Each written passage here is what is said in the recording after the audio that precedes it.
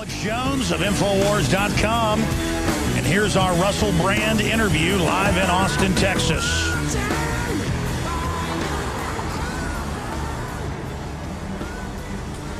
What is the essence of your development, or when we talked a few weeks ago, your awakening? Is it accelerating? Because I see an awakening across the board of humanity, period.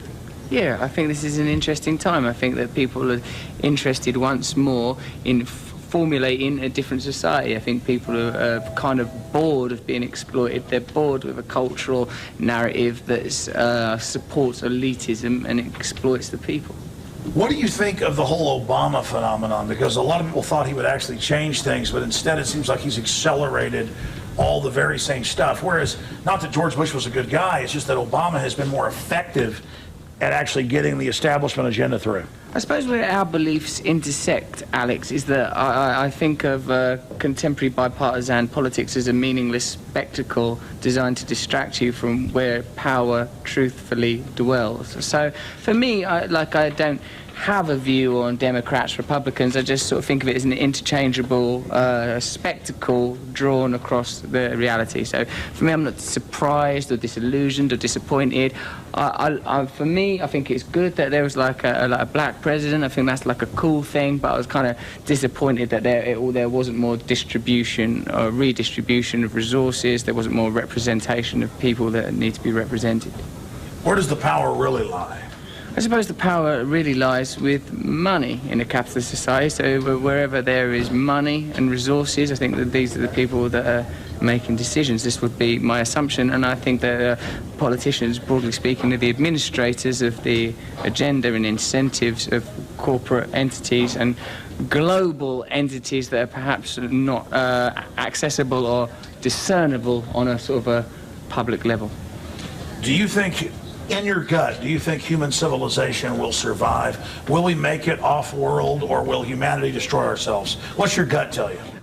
Yeah, I do. I believe profoundly in the power of humanity. I believe that we're connected. I think there's an inevitability to us to a successful revolution. I think this is a change in consciousness that we're experiencing. I feel that we will survive. I think there's going to be radical changes. I think that we need to be looking at the world as, well, it's pretty worrying for your New World Order thing, but I think we need to look at the world as one inclusive entity. We need to look at how many people there are on the planet. We need to look at the resources that are available and what's the most sensible thing to do with that. And I think that's going to be a massive change for the power structures as they currently exist. That's when I feel in my gut is humanity will survive and succeed and go to the next level. I agree with you. And the elite are lying to themselves not to think they're connected to everybody else. Whatever they do to other people comes back on them. That's karma. Yes, I agree with this principle of karma. For me, what's very important is to align people that are currently disparate and oppositional. I think any working people or any people that are economically disadvantaged need to look at forming alliances with one another against people that have economic resources. I'm not talking about the middle classes, I'm talking about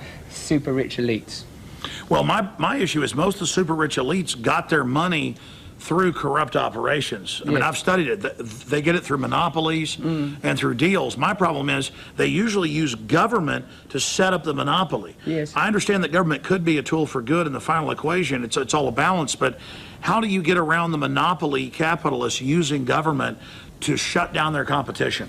I think like with regulation and with representing the power of people. And I think until people en masse make it clear that they're no longer prepared to tolerate this kind of system, then it will continue. You see that whenever like statements are made about sort of transitioning power, it makes people very, very nervous when people talk about no longer paying the kind of fuel prices that we're used to paying, no longer having to pay for health insurance in the way that we're used to. It makes people kind of nervous. I think that we need to break down the corporations that are controlling this planet. I think there needs to be dramatic, radical economic reform. I agree. So end the monopolies. Yeah, destroy them motherfuckers.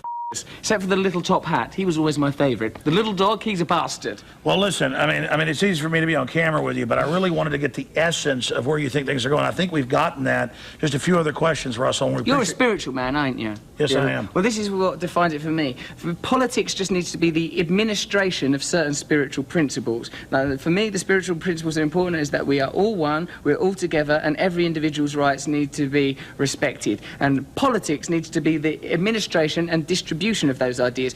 Like, I think that there was a problem with the separation of church and state. I think that we need to see politics as the implementation of spiritual principles of oneness, togetherness, tolerance of one another, and making sure that people are taken care of. This is what I think. I think we need a spiritual revolution more than a political and social revolution. What is veritas, then? What is ultimate truth?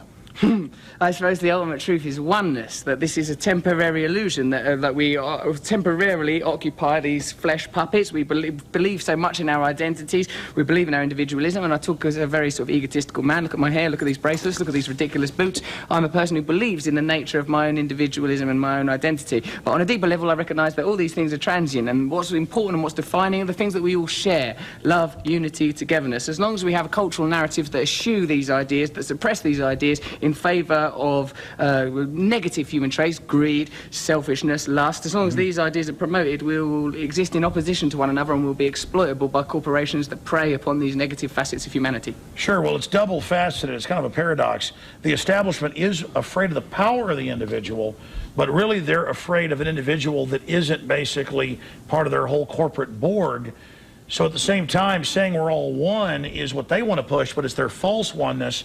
There's the oneness of being an individual, being empowered, but sharing that idea with others. They have so it's a paradox. I think they have great principles among one another. When the stock market crashes, they all bail each other out. They take care of each other. They give each other great bonuses. They look after one another at that level. It's just when it comes to everybody else that that we get over. When do you think humanity will get to a point where we're not having all these big wars and all this corruption, or will it just be a process and never really become like a singularity? I think it's happening now, isn't it? I mean, it's a long while since Muhammad Ali said, "I ain't got no beef with the Viet Cong," but I think people are increasingly realising why we're going to war with these people. We don't know who the they are, we don't know what they believe in. What are we doing at war with these people? The problem is around the corner. The problem is in our streets, is on our TVs.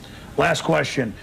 A while back you were on MSNBC and it went viral all over the world. Hundreds of millions watched it, where you simply laughed at the people all in a narcissistic power trip sitting around that stage and said you guys are basically a joke, and it shook them up. I'm coming in tomorrow with a big necklace and I'm opening it. Look beyond the superficial. That's the problem with current affairs. You forget about what's important. You allow the agenda to be decided by superficial information. What am I saying? What am I talking about? Don't think about what I'm wearing. These things are redundant. I'm superficial. When do you think the old dinosaur media will finally figure out it's dead? Because I've already figured that out. Their audiences are tiny, but they still have these big stages, huge sponsorship. They don't even get that a kid in New York or England or China or Mexico has a bigger audience on YouTube than they do on CNN or MSNBC. What is going to happen when the establishment finally figures out, because the final domino to fall is their whole delusion that they're actually in charge. I agree with you. They're not in charge anymore, but still they think they are. Still we, on average, think they are. What happens when that final domino falls? Well, I think that they'll continually look to occupy new paradigms. I imagine that they're even now investing heavily in new media and in ways of controlling the internet. We're seeing this with what went on with PRISM. They're advanced. These people aren't in power by mistake. They know what they're doing. But as long as if people are empowered with information, if people are unified, if people have like a common understanding, are prepared to look at what we share, what unifies us instead of what separates us, then the people are invincible. This is the irrefutable truth of the elitist pyramid structures, is when the people are awake, it is impossible to maintain. This is why we need a police force, no disrespect officer, and a domestic army to control populations, because when the people decide this is over now, then it is over now, and we're close to this realization. So the people do have the power, and the power structure realizes that, but as long as we're aware of the manipulation, it's game over. Yeah, it's happening now. It's inevitable. We don't have to do anything. We're merely projections of a like it says in the Lord's Prayer, on earth as it is in heaven. Like, there are subtler dimensions, subtler frequencies of which we are the realization. If we become in tune with a different narrative, a different story, if we live as God would have us live, then the world will change automatically. It will just happen automatically. Someone said, I think it might be Prabhupada, that a cave can have been in darkness for 10,000 years, but as soon as the light is put on, as soon as a match is struck, the light is there. So the light is coming. And humanity's coming out of the cave. We're coming out of the cave. It's over. We're coming out of the caves now. We're going to be on the plains. It's going to be a crazy time. We're going to be rocking in furs. We're going to be kissing each other. It's going to be a libertarianism. That's what you're into. Libertarian revolution.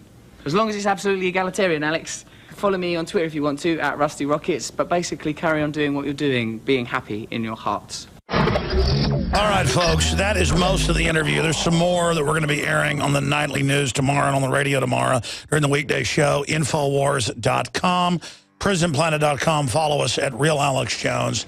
And pretty powerful radio show today, talking about the authoritarians and the government telling priests and preachers they can't minister to people in the military during the crisis. I mean, this is tyranny. This is not liberalism. This is oppression masquerading as egalitarianism, the opposite of what we should stand for.